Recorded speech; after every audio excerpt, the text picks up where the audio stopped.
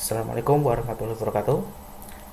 Untuk kali ini saya akan memaparkan terkait dengan ujian akhir sekolah Teknik Riset Operasi dengan dosen pengampu Bapak Ahmad Yukub, STMT. Untuk materi kali ini saya akan mengambil sebuah materi dengan judul Pengambilan Keputusan. Saya Wandara Wijastanto dari Teknik Informatika Fakultas Sains dan Teknologi Universitas Pancasakti, Bekasi. Untuk pengambilan keputusan itu adalah suatu proses pemilih tindakan tertentu dalam menghadapi masalah atau kesempatan. Kualitas keputusan yang manajer ambil itu adalah tolak ukur efektivitas bagi mereka. Nah, untuk jenis-jenis keputusan itu di sini ada dua. Yang pertama itu adalah keputusan terprogram, yaitu adalah prosedur spesifik yang dibuat untuk masalah-masalah yang berulang dan rutin. Jadi ini adalah prosedur khusus ya.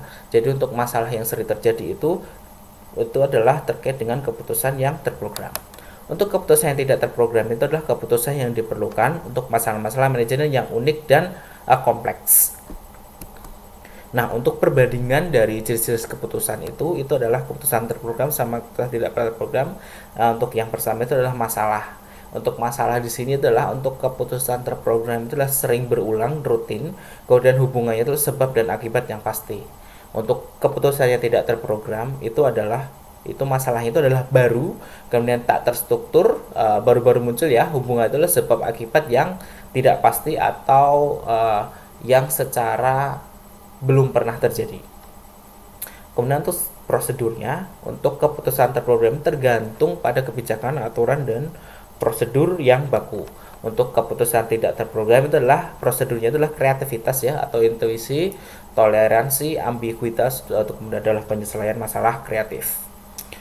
Contohnya untuk keputusan terprogram itu adalah masalah bisnis, itulah pemesanan penyediaan periodik. Untuk keputusan tidak terprogram itu diverifikasi atau ditinjau langsung kepada produk dan pasar baru. Kemudian untuk contoh dari pemerintah itu adalah keputusan terprogram itu adalah sistem promosi PNS. Kemudian untuk yang keputusan tidak terprogram itu adalah reorganisasi instansi pemerintahnya itu sendiri. Nah, untuk keputusan ini itu adalah alat untuk mencapai hasil atau untuk menyelesaikan masalah. Kemudian yang kedua itu hasil suatu proses yang dipengaruhi oleh banyak faktor.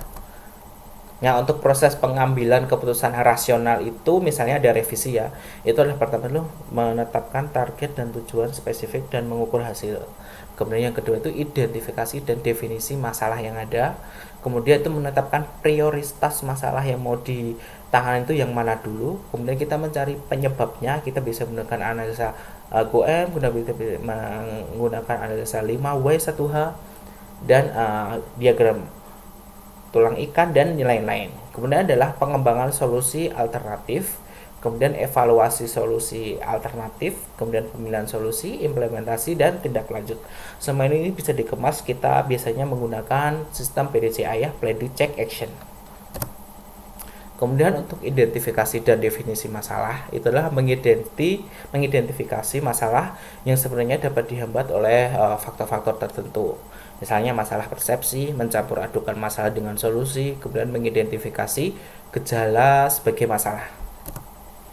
Kemudian untuk evaluasi solusi alternatif itu adalah tujuannya itu pengambilan keputusan itu adalah memilih alternatif yang akan memberikan hasil yang paling diinginkan dan paling sedikit merugikan. Untuk hubungan alternatif hasil ditentukan oleh tiga kemungkinan yang kondisi ya. Yang pertama adalah kepastian, ketidakpastian, dan analisa risiko.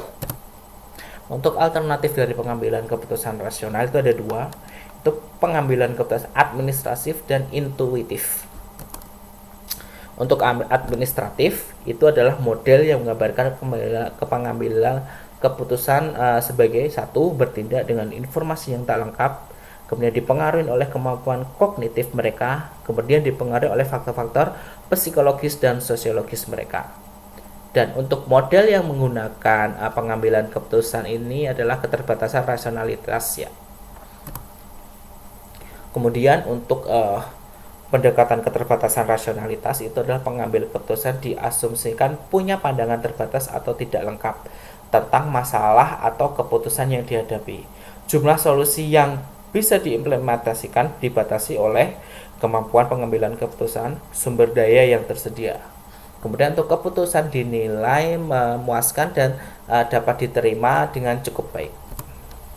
Nah, untuk pengambilan keputusan intuitif ini adalah melibatkan proses tidak sadar yang menggabungkan kepribadian dan pengalaman ya, atau experience dari pengambilan keputusan.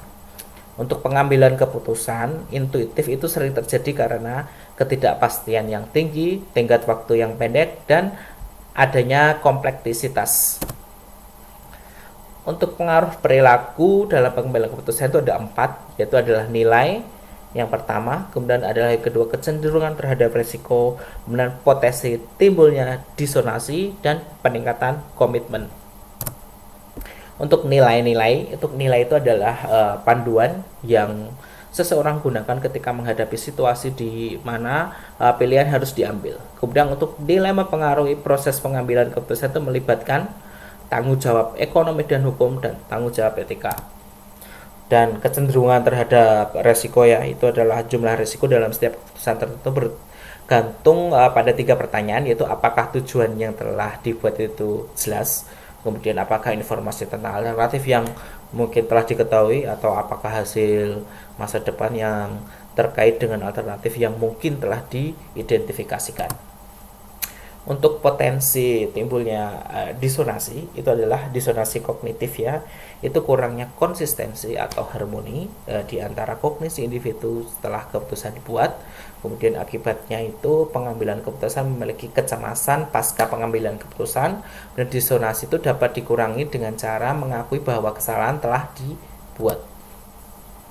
Nah, untuk peningkatan komitmen itu adalah yang pertama, bertambahnya komitmen terhadap keputusan sebelumnya, itu di mana pengambil keputusan yang rasional itu akan mundur, kemudian berasal dari keinginan untuk mengubah kerugian atau keputusan yang buruk menjadi keuntungan atau keputusan yang baik.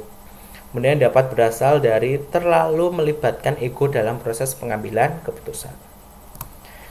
Nah, untuk mengambil keputusan dalam kebudayaan yang berbeda itu adalah pengambilan keputusan organisasi itu di Amerika Serikat misalnya didasarkan pada analisis menyeluruh dan objektif terhadap informasi yang relevan. Ini sih tidak selalu ideal ya di negara lain. Di beberapa negara, eksekutif senior itu tidak perlu berkonsultasi dengan bawahan untuk mengambil keputusan. Nah, kemudian di beberapa negara lain itu adalah eksekutif senior itu perlu berkonsultasi ya dengan bawahan. Kemudian dalam hampir semua aspek pengambilan keputusan itu berbagai norma budaya yang berbeda menentukan cara yang berbeda.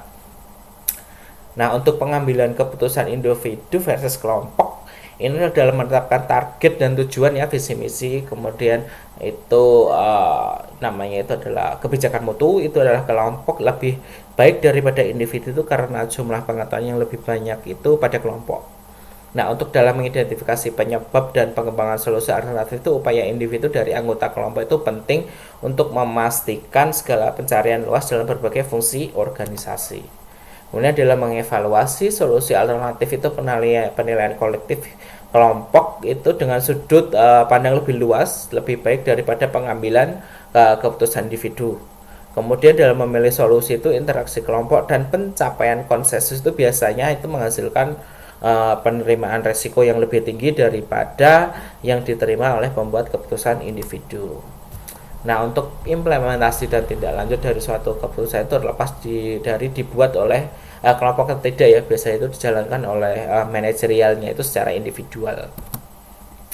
Kemudian itu kemungkinan hubungan antara kualitas keputusan kelompok dan metode yang digunakan itu misalnya itu adalah ada tinggi, kemudian kemungkinan kualitas keputusan, kemudian ada individu, rata-rata individu, kontrol minoritas, kontrol mayoritas, itu metode pemakaian sumber daya kelompok ya.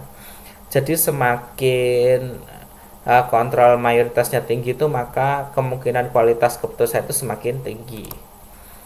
Nah, untuk kreativitas dalam pengambilan keputusan kelompok itu proses di mana individu, kelompok, atau tim menghasilkan ide-ide baru dan berguna untuk memecahkan masalah atau meraih kesempatan ya. Dalam organisasi itu kreativitas adalah kemampuan melepaskan dari diri cara berpikir logis, linear, atau in the box, yang ini berpikir lateral untuk proses menghasilkan cara baru untuk menyelesaikan ya masalah individu atau kelompok. Nah, karakteristik pengambilan keputusan kreatif itu yang pertama itu keteguhan hati atau perseverance. Itu adalah mereka lebih tekun atau gigih menghadapi kesulitan.